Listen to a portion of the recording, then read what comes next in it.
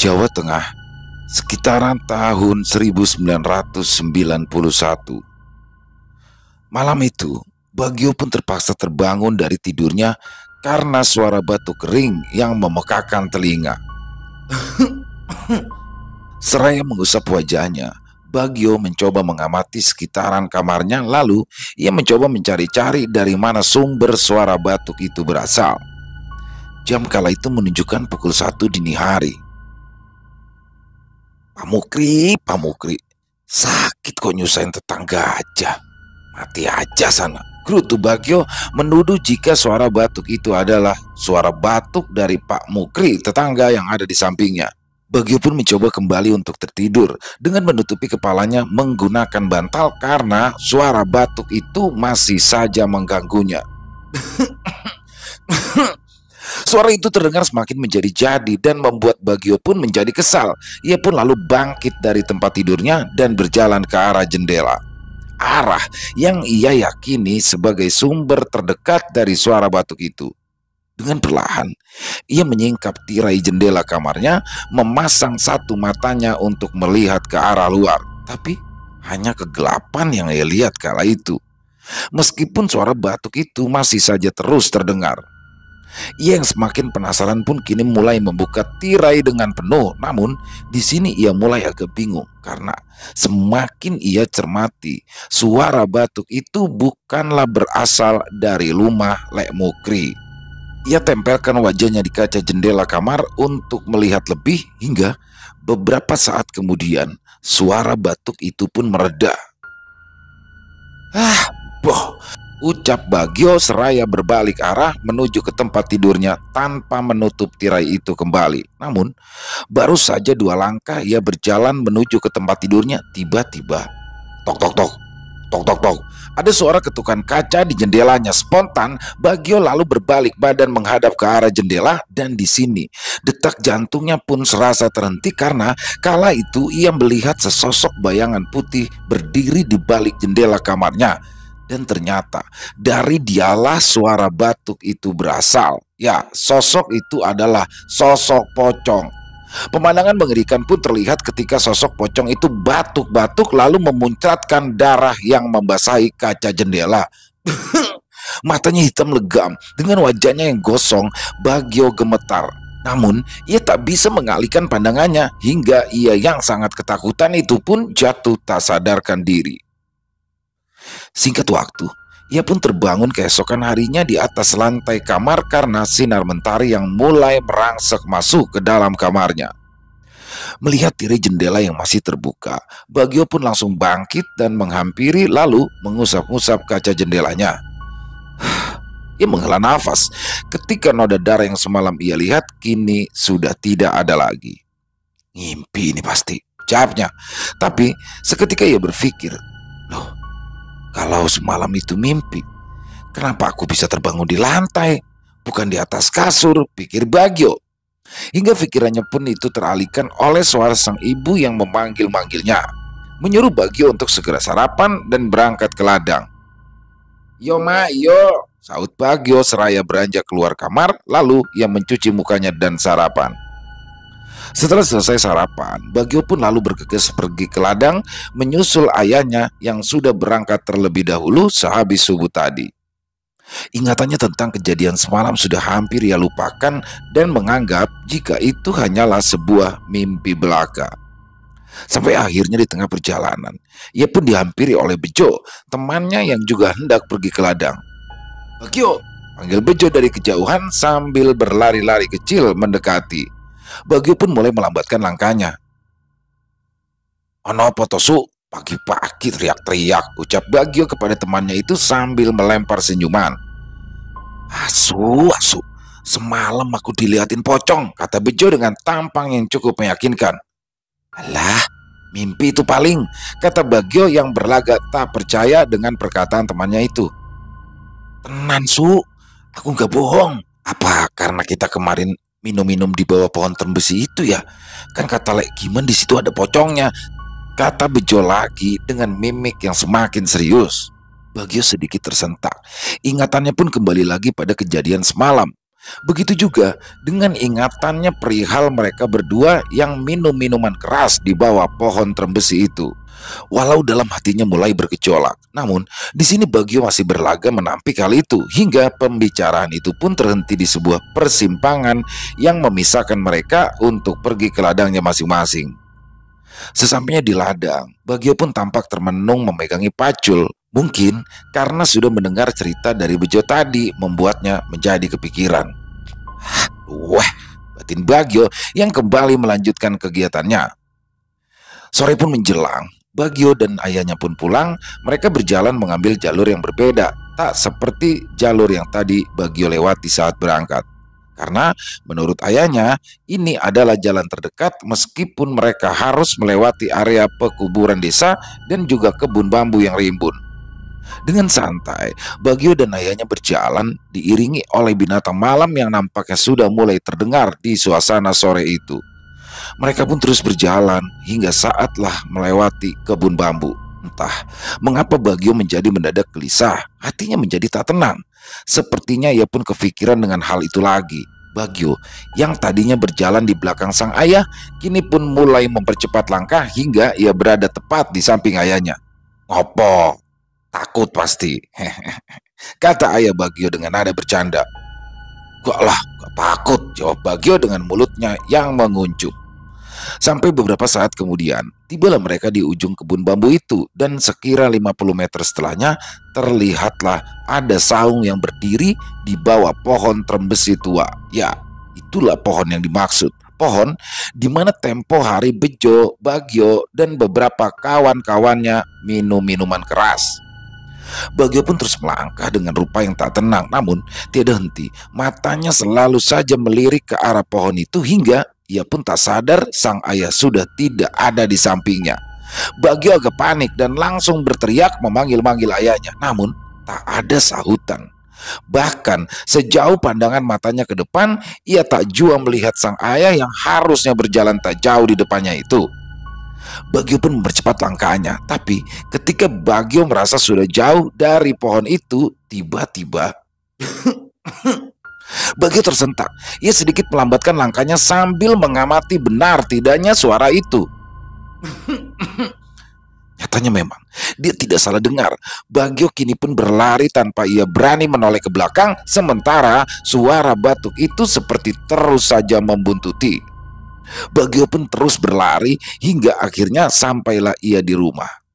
Lihat kala itu, sang ayah yang sudah rapi mengenakan baju koko tengah duduk di ruang tamu untuk menunggu azan maghrib. "Bapak kok ninggal aku toh?" ucap Bagio dengan nafas yang terengah-engah. "Loh, ninggal gimana? Lawang ayah kan sudah pulang dari tadi siang. Karena memang lagi agak pusing," jawab sang ayah dengan santai. Seketika Bagio tersentak. Ia pun lalu teringat, memang benar tadi siang ayahnya sudah pamit padanya untuk pulang lebih dahulu karena memang sedang tidak enak badan. Lantas siapa tadi sore yang pulang bersama Bagio? Di sini Bagio pun hanya terdiam kebingungan. Namun nampaknya ia tak mau membahas hal ini lebih jauh. Ia pun berlalu masuk ke dalam rumahnya, mandi lalu berangkat ke masjid bersama sang ayah. Sepulangnya dari masjid, Bagio yang berada di kamarnya tampak gelisah. Pikirannya pun selalu tertuju dengan hal itu. Hatinya pun mulai gusar, takut jika sesuatu itu akan mendatanginya lagi. Setelah sejenak berpikir, Bagio pun lalu bangkit dari ranjang, mengambil senter dan berpamitan kepada ayah ibunya untuk pergi ke tempat temannya yang bernama Bejo. Ia pun mulai berjalan menyusuri jalanan desa yang masih minim penerangan itu untuk menuju ke rumah Bejo. Ketika hampir sampai Bagio ke rumah temannya itu, mungkin sekitar 5 sampai dengan 10 meter lagi. Namun langkahnya terhenti ketika dari kejauhan ia melihat keramaian di rumah Bejo. Terdengar suara teriakan-teriakan dari rumahnya itu yang sepertinya itu adalah suara dari Bejo. "Bejo kenapa ya?" batin Bagio kala itu. Ia pun lalu mulai mendekat hingga tibalah ia di ambang pintu depan. Ternyata suasana memang cukup ramai. Ia yang penasaran pun mulai mendesak di kerumunan dan masuk di ruang tengah. Tanpa kala itu, Bejo, temannya itu, tengah terkapar sambil berteriak-teriak histeris. "Kesurupan setan terbesik, wi," ucap salah satu seseorang di kerumunan itu. Tampak Pak Kaum sedang mencoba untuk mengendalikan Bejo, hingga kini Bejo pun tak lagi berteriak-teriak. Ia terdiam, merebah dengan matanya yang terus saja melotot. "Anaknya datang. Anaknya datang," ucap Bejo yang tampaknya masih kerasukan. Orang-orang di kerumunan itu pun mulai saling menoleh, begitu juga dengan Bagio yang tak paham, hingga akhirnya orang-orang pun sadar bahwa bocah yang dimaksud adalah Bagio. Mau tak mau, ia pun harus maju mendekat ke arah Bejo yang kini sudah dalam keadaan duduk dengan dipegangi oleh Pak Kaum dan juga beberapa warga. Akan tetapi, belum sempat Bejo yang kesurupan itu dan Bagio saling berinteraksi, entah mengapa Bejo tiba-tiba saja terhuyung lemas, seolah sosok yang sudah merasukinya itu tiba-tiba saja keluar dari tubuhnya. Mungkin orang mengira semua sudah berakhir, tapi ternyata tidak, karena selang 1 hari kemudian Bejo belum juga bangun. Bagio mulai merasa tertekan, hingga akhirnya ia pun mengaku kepada orang tuanya tentang apa yang sudah ia dan Bejo lakukan di sekitaran pohon trembesi itu. Bagio sangat yakin inilah penyebabnya, sehingga ia pun terpaksa mengakui meski dengan resiko Bagio akan dimarahi kedua orang tuanya. Bagio pun juga menceritakan perihal teror pocong yang belakangan ini ia alami. Dan benar saja, ia pun kena marah habis-habisan oleh orang tuanya, terutama sang ibu yang tanpa ampun langsung memukulinya dengan gagang sapu. "Wah, anak kurang ajar. Bisa-bisanya kamu mabuk di situ. Kalau kualat gimana coba? Anak kok nggak ada tobat-tobatnya," ucap ibunya sambil mengayunkan sapu. Karena tampaknya ini bukanlah kali pertama si Bagio ketahuan minum minuman keras. Hingga perdebatan itu pun dilerai oleh sang ayah yang menyuruh Bagio untuk segera masuk ke dalam kamarnya.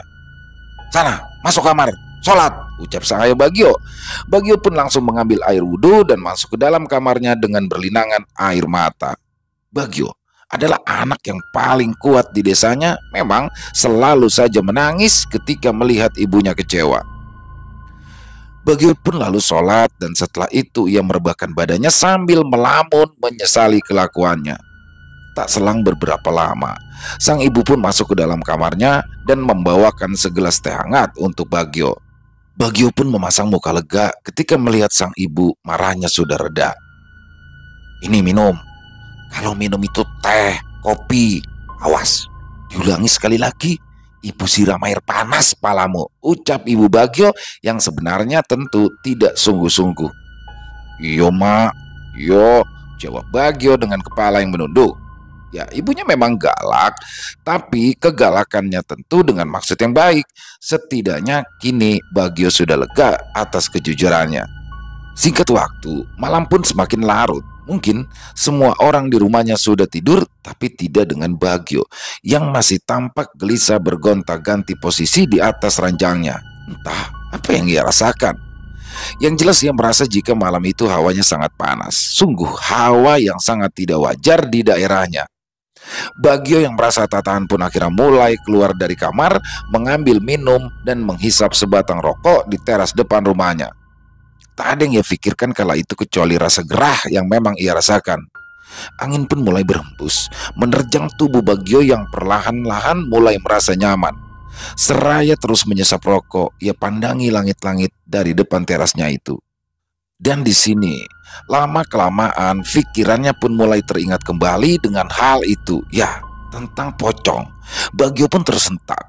Tiba-tiba saja semua bulu kuduknya berdiri. Ia pun segera kembali masuk ke dalam rumah, ucapnya seraya berjalan menuju kamar.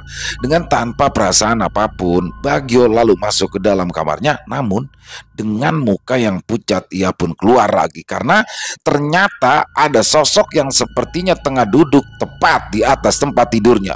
Bagio takut, tapi ia tak begitu yakin dengan penglihatannya itu. Ia pun mulai memberanikan diri untuk masuk lagi ke dalam kamarnya. Akan tetapi belum sempat ia melangkah, tiba-tiba suara khas itu terdengar lagi.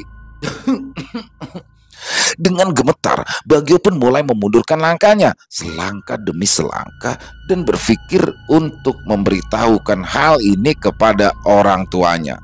Namun, ketika ia berbalik badan dan hendak berjalan menuju kamar ayah dan ibunya, tiba-tiba sosok pocong itu kini berada tepat di depannya, mengangguk-angguk sambil terbatuk. Pemandangan yang sangat tak lazim ini membuat Bagio ternganga, terpaku, terdiam, tak bisa bergerak. Dengan sekuat tenaga, ia pun lalu mencoba untuk berteriak, namun ia benar-benar tidak bisa. Matanya pun juga hanya tertuju dengan sosok itu yang terus saja mengangguk dan terbatuk, hingga Bagio melihat perlahan kain kafan yang menutupi tubuh pocong itu mulai terlepas, dan kini bukan lagi sosok pocong yang Bagio lihat, melainkan seorang wanita dengan wajah hitam dan rambut yang acak-acakan. Sosok itu kini menangis dan berjalan perlahan mendekati Bagio yang rasanya sudah seperti mati berdiri. Kini muka dari sosok itu benar-benar sudah ada di hadapannya. Ia menggeleng, mendesis, menatap Bagio dengan tatapan penuh amarah. "Ikut aku," kata sosok itu tepat di depan muka Bagio. "Ampun, ampun!" teriak Bagio yang lalu menjatuhkan dirinya ke lantai, hingga teriakan itu pun membangunkan kedua orang tuanya. "Opo sih, Nak? Kenapa?" ucap ayah Bagio sambil menggoyang-goyangkan tubuh anaknya yang ketakutan itu. "Ampun, ampun," kata Bagio yang tampaknya masih ketakutan, hingga akhirnya ia pun menyadari jika itu adalah orang tuanya. "Ono setan, Pak. Ono setan," ucap Bagio ketakutan. "Mana? Ra ono apa-apa. Sudah, masuk kamar," kata ayah Bagio sambil menuntun anaknya itu untuk masuk ke dalam kamar lagi. Namun, di ambang pintu, langkah sang ayah terhenti bersama Bagio di sampingnya yang kini nampak memalingkan pandangannya. "Lah, toh dibilangin ngeyel," kata Bagio seraya berpaling. Ayah Bagio tampak mengerenyitkan dahinya, mencoba menyermati dari luar kamar sosok putih yang berdiri di kegelapan kamar anaknya itu. Sementara Bagio pun sudah berlari menuju kamar lain, meringkuk memeluk sang ibu. "Siapa itu?" teriak sang ayah dengan sedikit terbata. Sosok itu masih berdiri mematung tak bergeming. Ayah Bagio pun memberanikan diri untuk mendekat dan masuk. Diraihnya saklar lampu di samping gawang pintu, dan ayah Bagio kini hanya bisa berdiri menatapi sosok yang kini terlihat dengan jelas.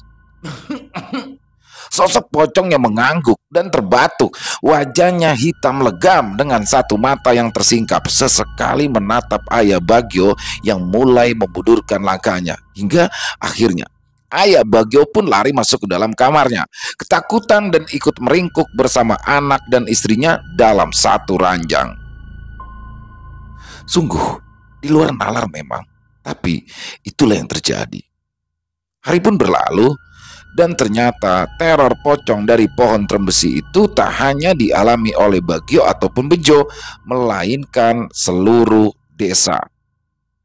Suara teror batuk-batuk itu ternyata sudah berkeliling desa, didengar oleh hampir seluruh penduduk desa, dan setiap ada orang yang berani memeriksa, maka dia akan dihadapkan kepada sosok pocong itu. Ya, pocong yang diduga kuat merupakan penunggu dari pohon trembesi yang ada di ujung desa.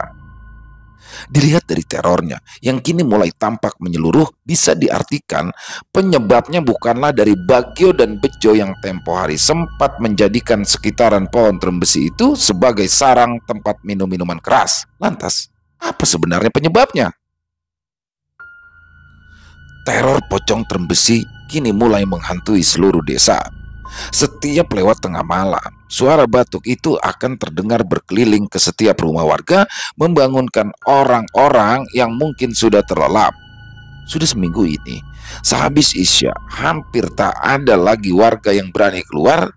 Akan tetapi, tidak untuk Lek Giman. Yang anehnya, ia sangat tertarik dengan fenomena ini. "Son, kita nanti malam harus ronda," ucap Lek Giman kepada Warson saat perbincangan di warung kopi milik Lek Giman sore itu. "Enggak, Lekman, aku enggak aneh-aneh, takut," jawab Warson menolak ajakan Lek Giman. "Alah, Warson, Dulu ceker di SMA, sekarang kok penakut, kata Legiman mencoba mengejek Warson. Ini yang kita hadapi itu bukan maling, Le. Bukan manusia, tapi demit. Emang sampean mau? Nasibnya kayak bejo, gak bangun 3 hari, jawab Warson dengan kesal. Legiman pun hanya tertawa mendengar itu hingga percakapan pun berakhir. Di malam harinya, ternyata Legiman tak main-main, ia nekat membuka warung kopinya sampai tengah malam. Sekitar pukul setengah 12 malam, tampak Legiman tengah duduk di depan warung kopinya lengkap dengan senter dan klewang yang sudah siap berada di dekatnya. Wajah Legiman tampak gelisah, seolah menyembunyikan rasa takutnya. Setan masuk, gara-gara kamu, warungku jadi sepi, gerutu Legiman pelan. Suara pentas wayang dari radio menemani Legiman malam itu. Seraya menghisap rokok dan menyesap kopi, sesekali ia arahkan senter di kegelapan samping warungnya itu. Wes, tak tunggu, ayo ketemu ya ketemu, batin Legiman. Waktu pun berlalu, mungkin sekitar 1 jam kemudian suasana kini mulai berubah menjadi membosankan. Legiman pun mulai merebahkan dirinya di kursi panjang yang ada di depan warung sambil mendekatkan radionya di samping telinga. Legiman mulai mengantuk, perlahan matanya pun terpejam meskipun telinganya masih sadar mendengarkan radio. Namun, di saat Legiman mulai terlarut membayangkan pementasan wayang kulit yang sedang ia dengarkan itu, ya, suara yang ia tunggu-tunggu itu mulai terdengar, memecah dan membaur di antara suara gamelan di radio yang berada di sampingnya. Mendengar itu, Legiman pun tentu langsung tersentak dan bangkit. Ia yang semula sudah sangat mengantuk kini pun tampak sadar dan tegang. Jantungnya mulai berdegup dengan kencang. Suara itu terdengar semakin jelas. Legiman pun kini bangkit dan bersiap dengan senter dan juga klewangnya, menyoroti kegelapan di sekitar. Dan ia pun kembali duduk untuk menata hati serta keberaniannya. Baru beberapa detik saja, pantatnya menempel di tempat duduk, tiba-tiba saja terdengar suara perempuan yang memanggil-manggilnya. Giman, wah Giman. Suaranya tidak jelas, tapi tidak juga pelan. Giman. Giman tentu langsung bangkit dan berdiri lagi menyorot ke sekeliling sambil berkata, "Siapa kowe? Kalau berani keluar, mau gimana?" Ucap Legiman dengan sedikit terbata mencoba menyembunyikan rasa takutnya. Suara batuk itu muncul lagi dan kini sepertinya benar-benar dekat, seakan menghentak tepat di telinga Legiman. Ketika ia menoleh ke arah suara itu, apa yang diharapkan oleh Legiman pun terjadi. Sosok bungkusan putih kini duduk di bangku yang tadi diduduki oleh Legiman. Ya, sosok pocong dengan ikatan kepalanya yang seolah sudah terlepas. Legiman yang sempat melihat kini langsung memalingkan pandangannya. Ya, ia tak sebernyali itu nyatanya. Tapi Legiman yang merasa sudah kepalang tanggung pun kini mencoba untuk memberanikan dirinya. Ia mulai berdoa dalam hatinya sambil mengacungkan kelewangnya dengan gemetar ke arah sosok pocong itu. Meskipun itu ia lakukan tanpa menatapnya, Legiman mencoba berbicara. "Sudah, pergi. Jangan ganggu lagi desaku," ucap Legiman. Mungkin hanya kata-kata itu yang bisa keluar dari mulutnya. Kata makian yang sudah ia rangkai sedari sore tadi mendadak ciut dan lenyap dari pikiran Legiman. Sosok itu pun kini tertawa mengikik, parau, serak dan lemah. Dengan suara perempuan, sosok itu pun lalu menjawab, "Aku minta tumbal. Ada yang berak di tempat mandiku," kata sosok itu yang kemudian hilang tak kemana. Hingga Legiman yang sadar jika sosok itu sudah tidak ada pun langsung berlari tunggang langgang pulang ke rumahnya tanpa sempat menutup warung. Sesampainya di rumah, dengan gelagapan ia pun lalu menceritakan apa yang tadi ia lihat kepada istrinya. Tangannya masih gemetar memegang gelas berisi air putih yang diberikan oleh sang istri. "Suasu, pocong trembesin jaluk wadal deh," ucap Legiman dengan terbata. Sang istri pun masih menanggapi ucapan Legiman itu dengan tidak serius. Sampai akhirnya Legiman yang lemas pun kini mulai merebahkan diri di samping istrinya. Mungkin selang 1 atau 2 jam sang istri pun tampak sudah tertidur. Sementara Legiman tentu masih terjaga setelah apa yang dilaluinya tadi. baru kali ini ia benar-benar merasa ketakutan. Kata-kata dari sosok pocong itu terus saja terngiang di telinga dan pikirannya membuat mata Legiman tak mungkin bisa terpejam. Di keesokan harinya, buru-burulah Legiman pergi ke rumah Pak Jumali, kepala dusun sekaligus sesepuh dari desa ini. Legiman bercerita perihal pocong yang meminta tumbal itu kepada Pak Jumali. Begitu juga dengan penyebabnya, yaitu ada seseorang di desa ini yang telah dengan sengaja buang air besar di mata air belik pemandian umum yang ada di samping pohon trembesi itu. Karena memang itulah satu-satunya tempat mandi di desa ini. Minta tumbal lagi, ucap Pak Jumali setelah mendengar cerita dari Legiman tersebut. Hah? Lagi? Apa dulu juga pernah minta tumbal, Mbah? Jawab Legiman keheranan. Jadi, ternyata menurut Pak Jumali dahulu, selang satu generasi di atas Legiman, penunggu dari pohon trembesi itu memang pernah meminta tumbal dengan sebab yang kurang lebih sama, yaitu ada seseorang yang mengotori mata air di samping pohon. Tapi untung tak ada korban setelah tumbal itu ditukar dengan kepala kambing. Ayo, kita ke rumah Pak Kaum dan Pak Gotro, ucap Pak Jumali menutup pembicaraannya itu. Pak Jumali selaku kepala dusun, Pak Kaum selaku ahli agama, dan Mbah Gotro orang paling kejawen yang ada di desa itu bersama para warga lalu berbondong-bondong menuju pohon trembesi untuk membuktikan perkataan dari Legiman tentang penyebab dari semua teror ini. Sesampai di sana, tepatnya di depan mata air belik trembesi itu, Lek Juari selaku hansip desa langsung membuka penutup dari mata air itu karena memang katanya sejak kejadian teror dulu, mata air ini dilindungi dengan tembok semen di sisi yang melingkari membentuk segi empat dan ditutup seng di atasnya. Dan benar saja, setelah dibuka, muncullah gumpalan-gumpalan kecil yang tidak tenggelam yang diduga kuat jika itu adalah kotoran manusia. Wah, memang manusia edan. Jadi aku kemarin mandi dan sikat gigi menggunakan air resapan tai, ucap salah satu warga setelah melihat hal itu semua.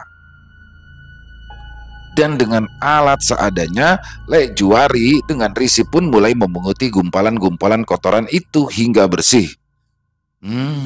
Yang perak di sini saya doakan buburnya kebakar, ucap Lek Juari dengan keras sambil memunguti kotoran itu. Entah siapa orang iseng dan tolol yang dengan bodohnya buang air besar di situ. Padahal jelas-jelas dalam jarak 6-7 langkah saja tempat khusus BAB juga sudah disediakan. Singkat cerita, duduk permasalahan pun kini sudah diketahui.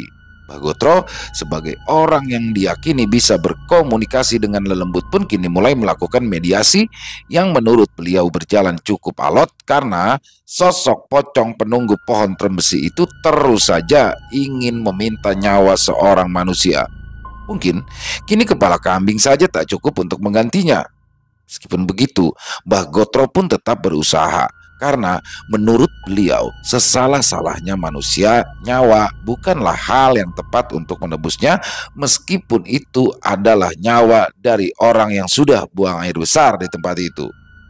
Hingga akhirnya, setelah proses negosiasi yang cukup alot, sosok penunggu belik trembesi itu pun mau memaafkan dengan tumbal kepala sapi.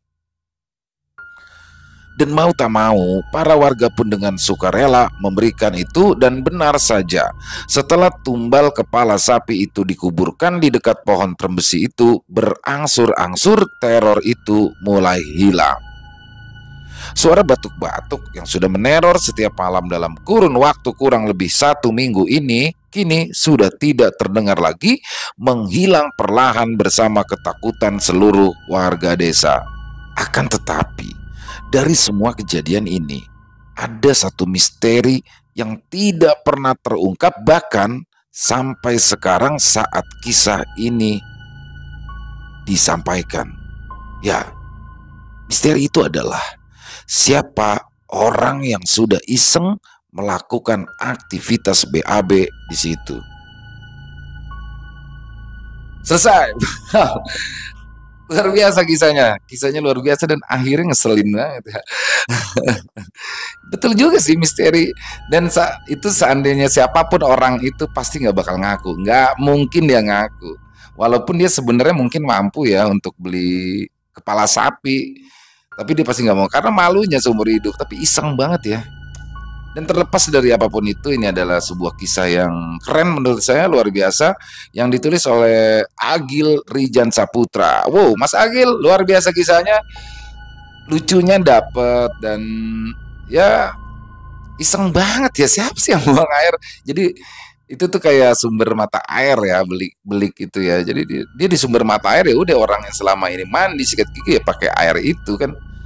Yang nggak ngerti juga ya, keisengan yang berbuah fatal. Untungnya tidak sampai adanya korban jiwa ya, seperti Bejo aja yang 3 hari nggak bangun, dan seperti Bagio yang ditakut-takuti, itu aja sih.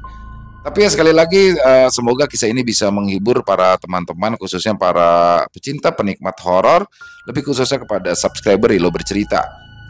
Dan banyak sekali hikmah yang bisa kita ambil dari situ ya, terlepas dari apapun itu. Tapi di situ ketika seorang kepala dusun, seorang pemuka agama, dan sesepuh desa bergotong royong untuk memecahkan suatu masalah, ini ya suatu hal yang keren ya, dan patut dicontoh untuk kita semua, terlepas dari apa yang dilakukannya ya. Saya sekali lagi tidak ingin menimbulkan konflik. Dan silakan yang punya komentar lain mungkin bisa ditulis di kolom komentar, ataupun yang sekedar ingin saling menyapa, insya Allah kami akan membalasnya satu persatu. Dan buat yang suka dengan videonya bisa diklik tombol like-nya, tombol jempolnya, bisa juga di-share ya linknya ke teman-teman ataupun saudara-saudaranya yang lain agar juga ikut terhibur. Buat yang belum subscribe, yuk diklik tombol merah subscribe-nya, jangan lupa lonceng notifikasinya dinyalakan agar teman-teman selalu mendapatkan notifikasi dari konten-konten yang akan kami upload selanjutnya. Buat teman-teman yang mungkin punya kisah-kisah horor misteri ya, yang berdasarkan kisah nyata, berdasarkan pengalaman pribadi, jika memang ingin disampaikan di sini, jika ingin diperdengarkan kepada teman-teman semua sekalian, bisa dikirimkan lah kisahnya ke kami, ke nomor telepon 0878 4509 4752. Kami ulangi, 0878 4509 4752. Bebas ya, mau lewat tulisan boleh, mau lewat rekaman suara voice note boleh, bebas senyamannya teman-teman aja. Dan buat yang sudah mengirimkan kisah tapi belum dibawakan, mohon bersabar ya, karena masih harus melewati proses penggarapan dulu, dan insya Allah satu persatu kami akan bawakan keseluruhan. Ya, itu aja. Di akhir kata, saya Ilo mengucapkan permohonan maaf apabila mungkin ada kata-kata saya yang salah, apabila mungkin ada kata-kata saya yang kurang berkenan di hati teman-teman. Saya mohon dibukakan pintu maaf yang seluas-luasnya, karena saya hanyalah manusia biasa, tempatnya salah dan dosa. Dan sampai jumpa lagi di konten-konten kami selanjutnya yang pasti tidak kalah serunya, yang pasti tidak kalah horornya, masih bersama saya Ilo Bercerita. Salam sehat, sukses selalu untuk kita semua. Amin, amin, ya robbal alamin. Wassalamualaikum warahmatullahi wabarakatuh.